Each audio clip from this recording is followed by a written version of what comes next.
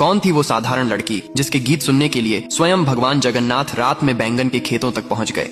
उड़ीसा की पवित्र भूमि में एक साधारण बैंगन बेचने वाला व्यक्ति रहता था, जिसकी एक बालिका थी, भोली, निश्छल और प्रेम से भरी हुई। संसार की दृष्टि में वह बस एक गरीब सब्जी वाली थी, पर भीतर उसका हृदय भक्ति के रत्नों से भरा था। उसे संत जयदेव गोस्वामी के गीत गोविंद के पद इतने प्रिय थे कि वह दिन रात उन्हें गुनगुनाती रहती थी। उसके स्वर में कोई शास्त्रीय लय नहीं थी, पर भक्ति की मिठास थी जो सीधे भगवान जगन्नाथ के हृदय तक पहुंचती थी। वह अपने माता पिता की सेवा करती, घर का सारा काम निबटाती और फिर प्रेम से जयदेव जयदेव गाती रहती। एक दिन पूर्णिमा की रात उसके पिता ने उसे पुकारा, बेटी, चांदनी अभी उजली है, जाकर बैंगन तोड़ ला, सुबह मंडी में ले जाना है।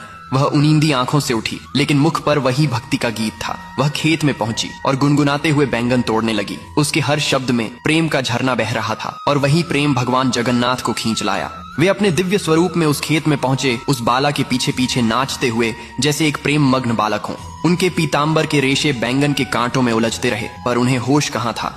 भक्ति का नशा दोनों ओर था। भक्त और भगवान दोनों एक दूसरे में खोए हुए थे। सुबह जब जगन्नाथ मंदिर के पट खुले तो राजा ने देखा कि भगवान का नया पीताम्बर फटा हुआ है। उसे लगा पुजारी ने धोखा दिया है। उसने क्रोधित होकर पुजारी को कारागार में डाल दिया। बेचारा पुजारी रोता रहा, प्रभु, मैं निर्दोष हूँ। उसी रात राजा को स्वप्न में स्वयं भगवान जगन्नाथ प्रकट हुए।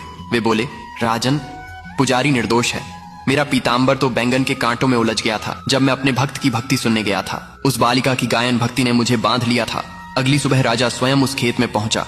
वहां सचमुच पीताम्बर के सुनहरे रेशे कांटों में लिपटे थे। राजा की आंखों से आंसू बह निकले।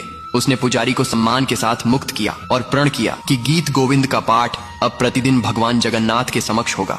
उस दिन से जगन्नाथ मंदिर की मंगला आरती में जयदेव के पद गूंजने लगे, उस प्रेममयी बालिका की भक्ति की स्मृति में, जिसके निष्कपट गीतों ने स्वयं भगवान को धरती पर उतार लाया था। जय जगन्नाथ।